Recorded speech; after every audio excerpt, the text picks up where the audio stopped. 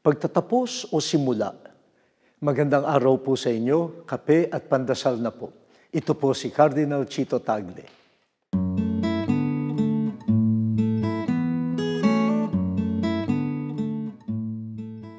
Kapag mayroong bagay na nagsimula, siguradong magtatapos ito. At inaasahan din natin na matapos ang ilang gawain tulad ng pag-aaral, pag-aayos ng kalye at tulay, pagpapatayo ng bahay o gusali at pelikula. Ang hindi natatapos na kwento ay parang walang patunguhan.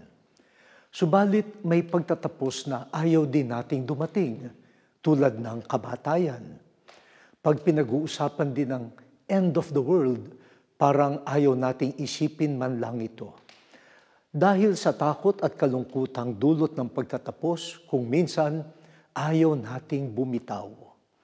Kinakapitan natin ang bagay o sitwasyon na kinasanayan na natin.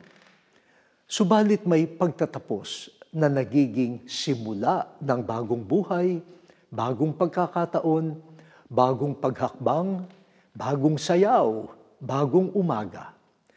Huwag lang nating tingnan ang mawawala. Hanapin din natin ang bagong isinisilang.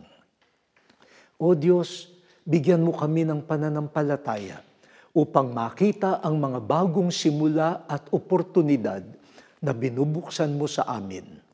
Amen.